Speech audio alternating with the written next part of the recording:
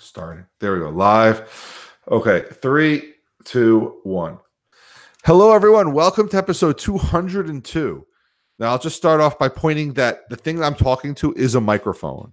And I think what Tom has is also a microphone. No. This is a tin can that I wired some USB hookups to.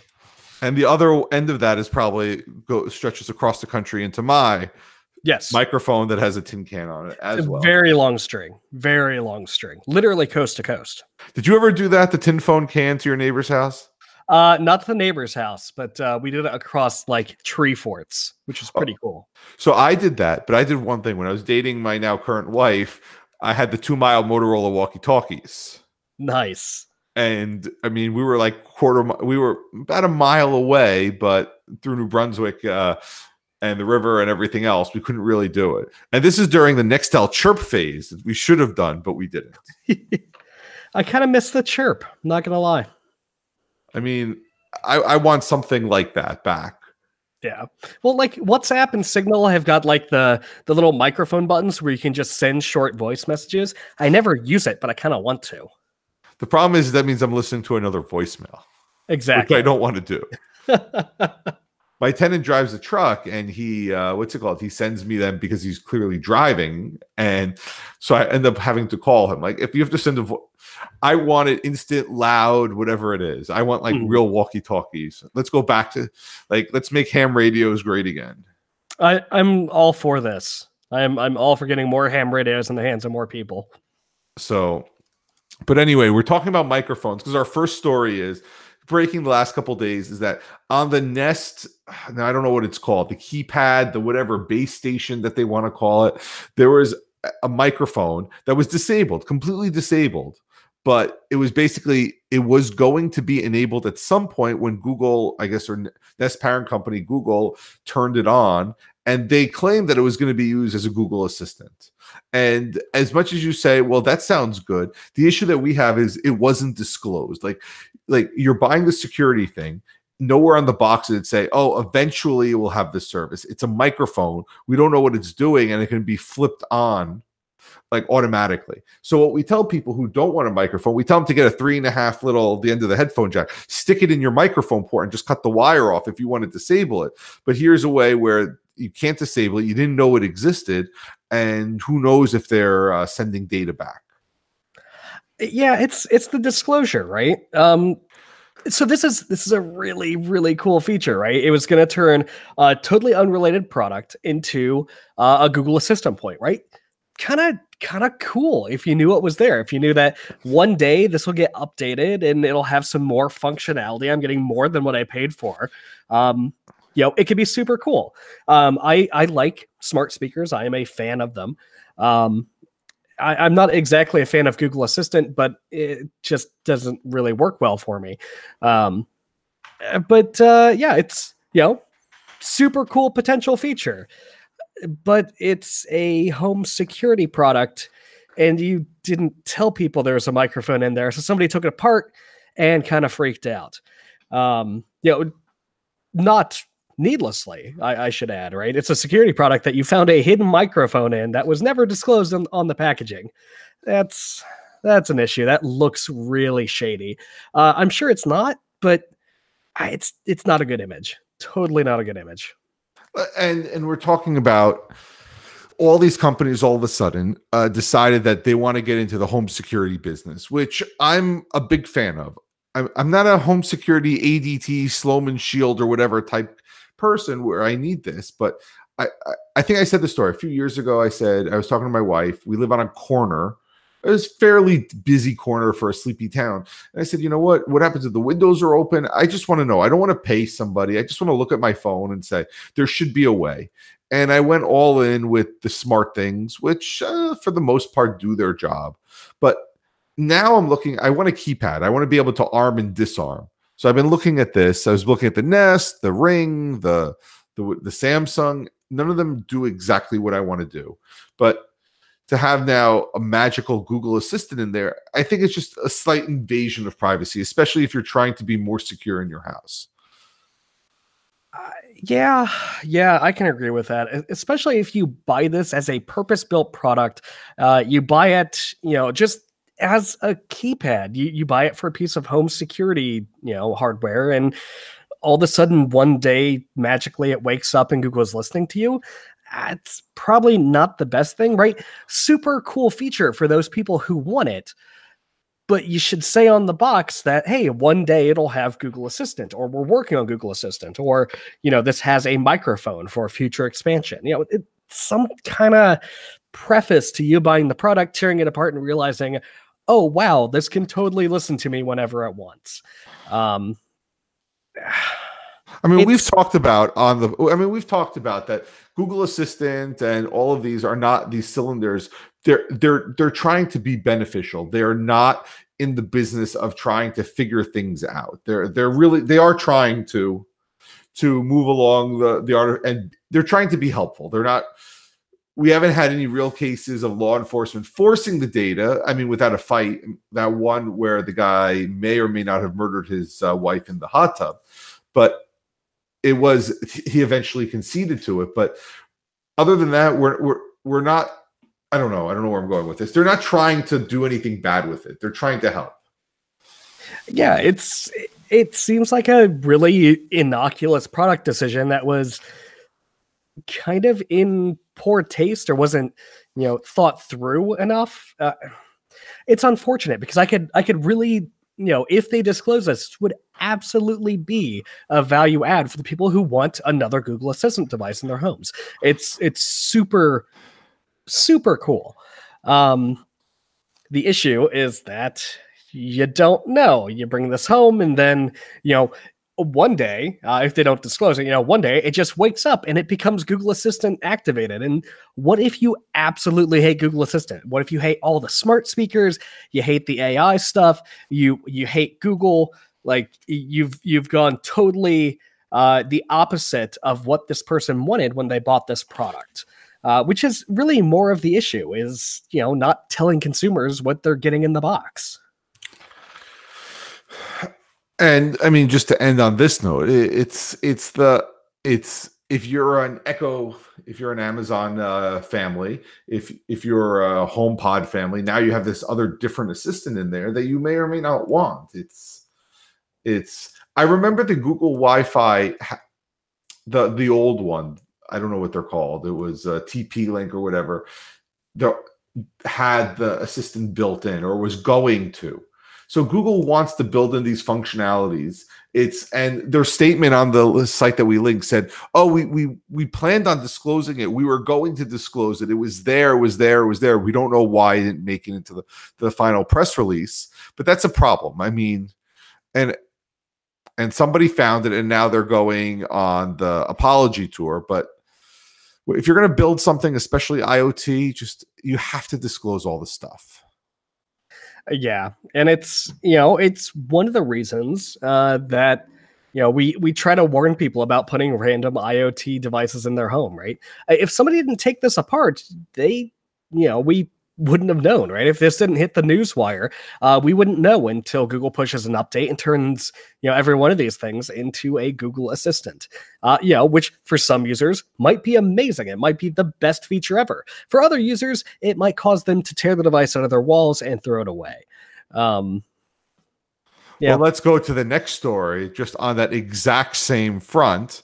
So in the news, and this is actually not linked in the show notes, but I've heard now 2 or 3 cases where people were able to hack the Nest, and I'm assuming cameras that are inside people's houses, and able to talk back. So one of the things was a father was putting his kid to sleep, and somebody on the other end was saying really nasty things through the lax security.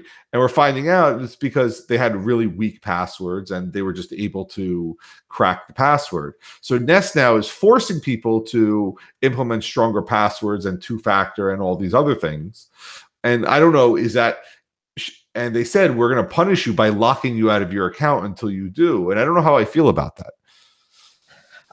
So on one hand, you've got a home full of security cameras. You expect them to work. They're generally hands-off devices, unless you need to get access to them.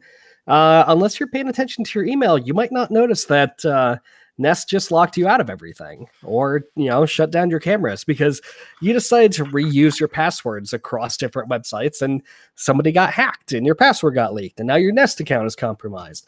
On one hand, you could get a nasty surprise when you realize that, oh wow, I can't access any of this stuff, and I thought it was running. On the other hand, you probably don't want people peering in your security cameras or listening to you, right?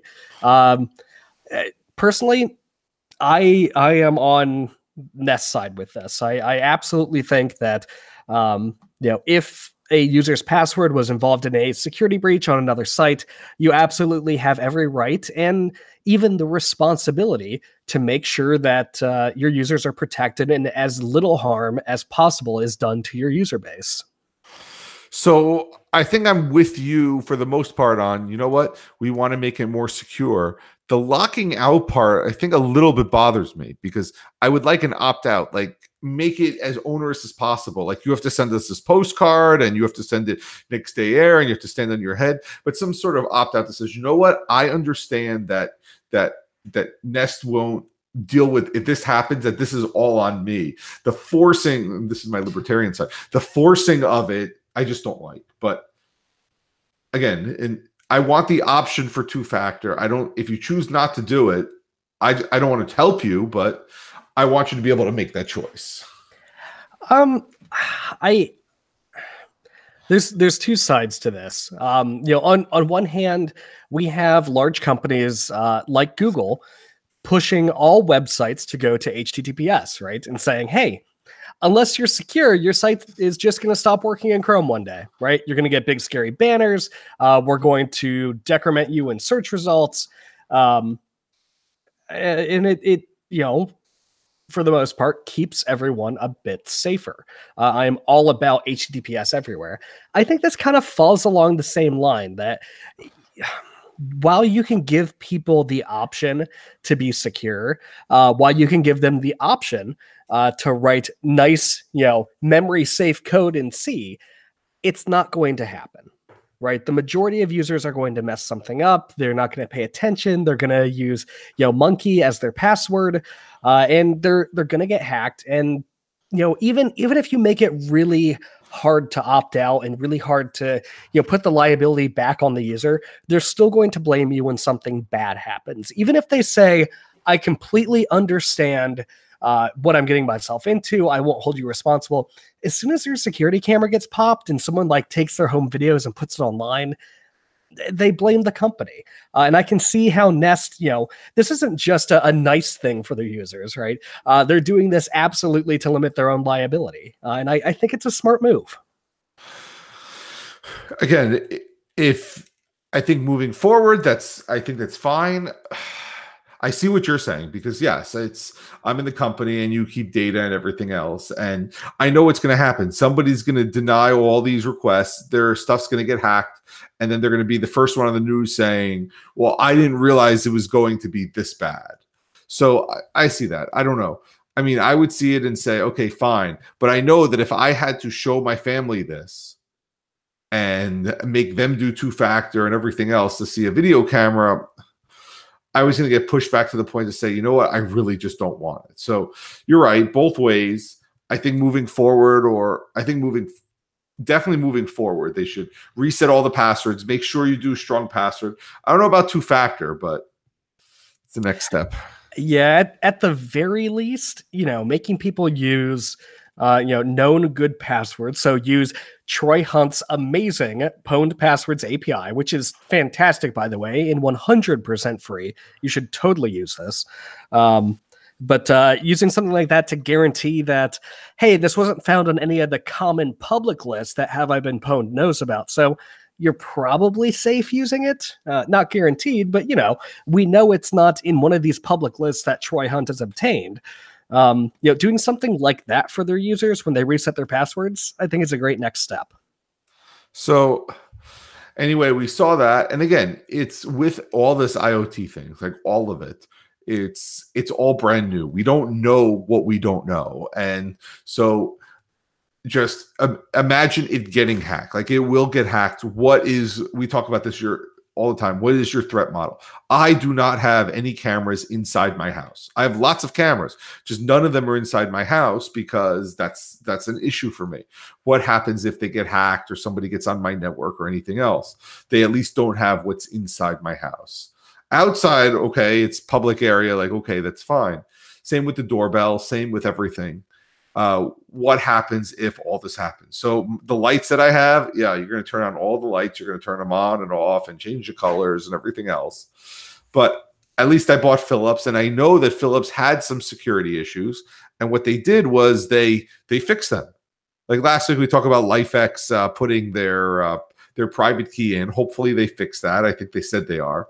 But that's what a good company will do. It's not this no-name I was going to say Chinese company, but some company takes it, gets it manufactured. They build in the security at that point in time.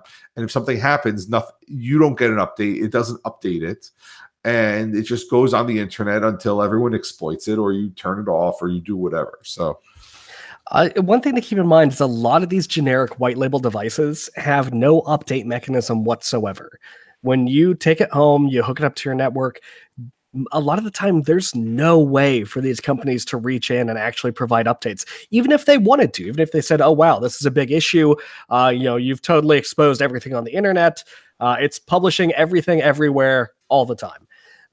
They might not be able to fix it. And that's why we always suggest on the show, if you're going to do IoT, stick with the big names, right? Go to Nest, grab, for some reason, every IoT company just left my head. Nest, Philips, Ring. There's a lot of Samsung, the smart things.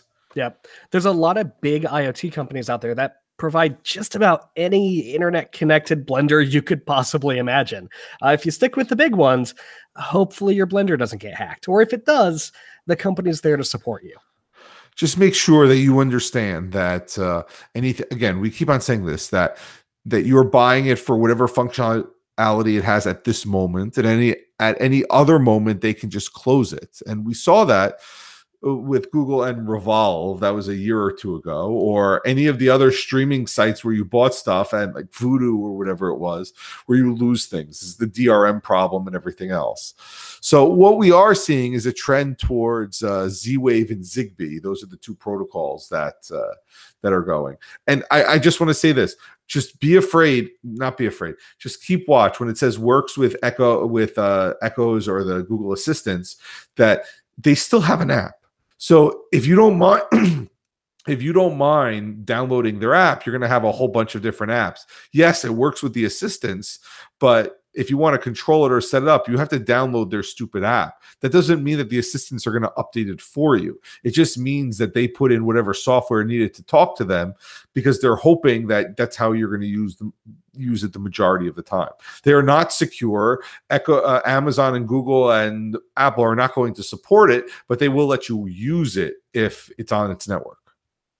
Right. That's something to keep in mind. Just because it says like works with Echo, works with Google Assistant, doesn't mean that Google or Amazon are supporting those devices, right? Like every case is different, but if you buy, a random IoT device and it says works with X on the box, doesn't mean that, X voice assistant, that company is going to end up supporting whatever device you just bought. It just means that the integrations are there. So, I always see really cheap things and it says works with, and then I realize, oh, you have to download this app to set it up. And then if it doesn't work, or this or that or the other thing, again, stick to the standard companies. Okay, last story. And we talked about this in our WhatsApp group, which you should absolutely join if you want to continue with us all the time. I will give you free code. Will give us that free game you gave us before. Play. Yeah. There is a game, yes. So Tech Radar, I think it was, puts out this FUD type article, fear, uncertainty, and doubt. Basically, all the password managers are hacked, and it's like, you wouldn't believe the clickbait headline. You wouldn't believe what happens with these password managers, and then the first line is, you should still use them, but we found this error. And the basically error is what Tom's going to explain is the analog loophole. If you have the master password for all of them, Dashlane, LastPass, Keeper, KeePass, 1Password, was stored in plain text in order to do its job. And they used this proprietary tool to extract the plain text password. And they did this and they did that all on a physical machine and all this other stuff. And they didn't really disclose it because it was all proprietary, and you should download an antivirus at the end. But the issue boils down to is they're giving this headline that's now going to make the rounds, which it has. It's going to scare people. And now I'm going to have to answer all these questions like, I heard that LastPass was hacked. No, you didn't hear that. You heard something else. You didn't understand it. And instead of the company trying to explain it, they're just trying to sell you some sort of other product.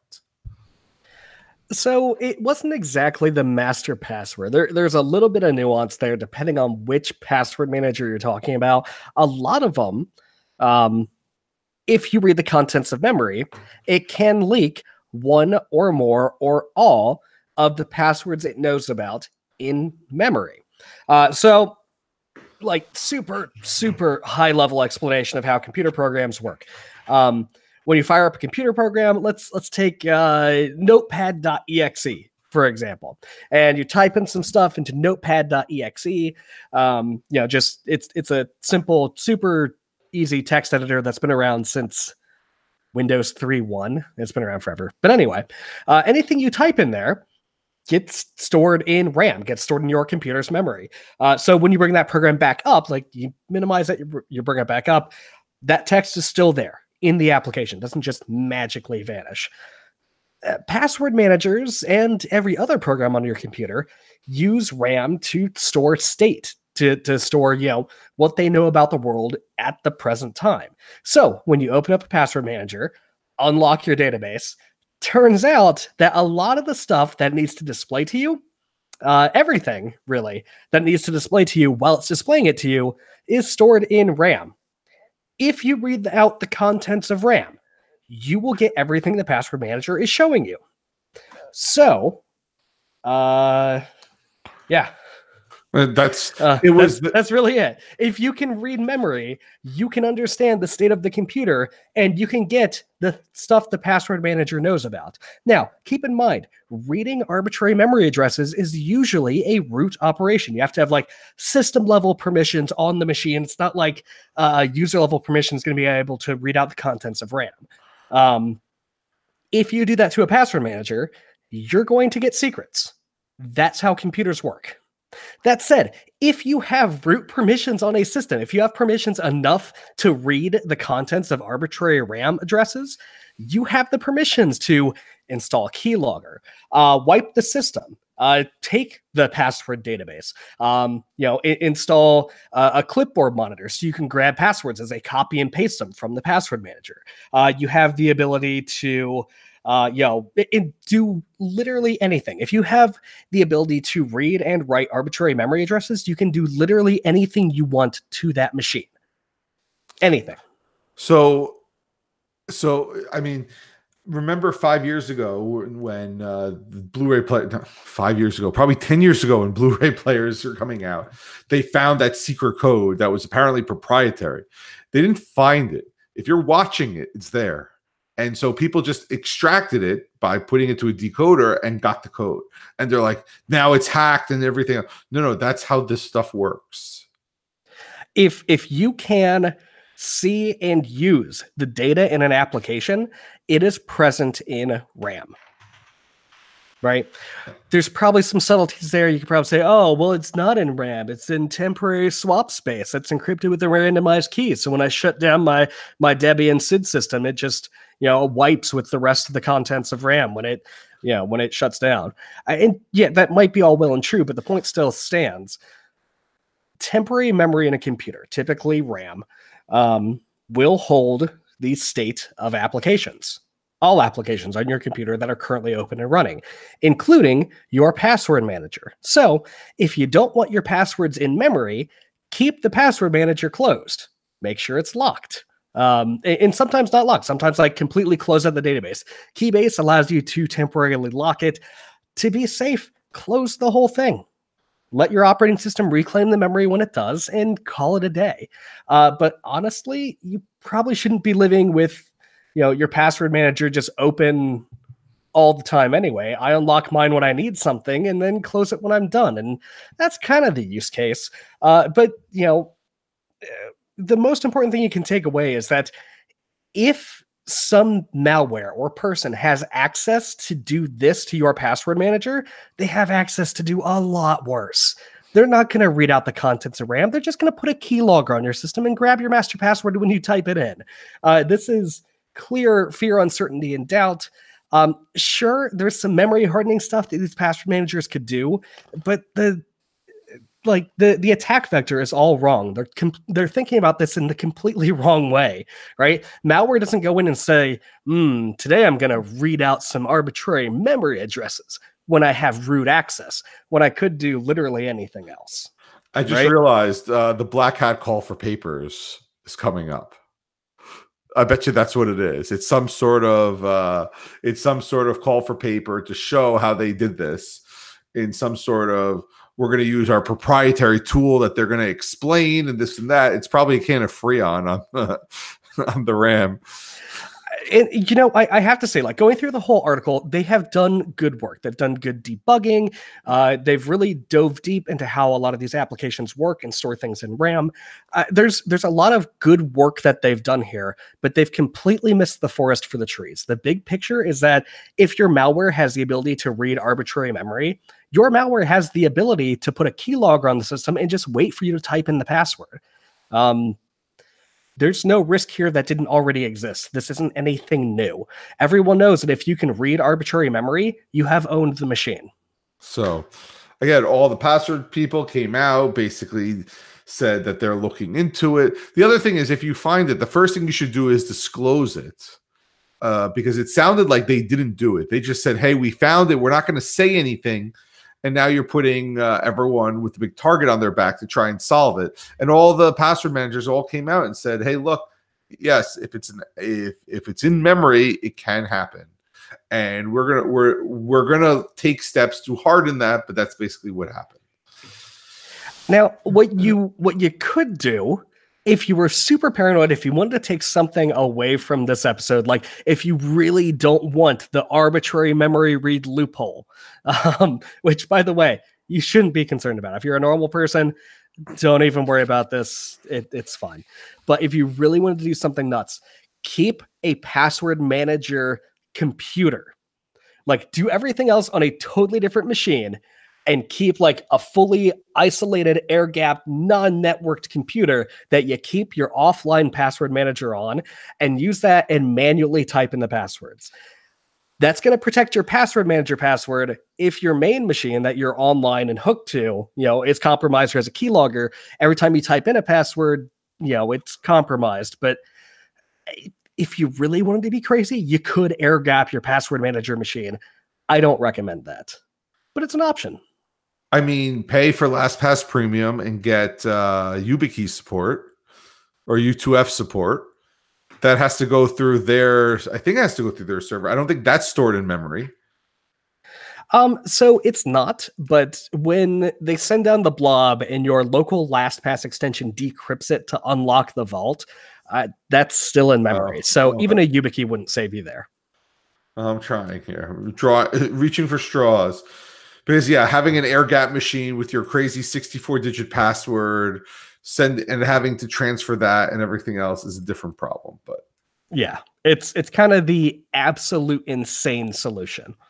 So anyway, we're done. We're out of time. So we did get a hold of the Yubico people. They want to come back on and talk to us about U2F and everything else.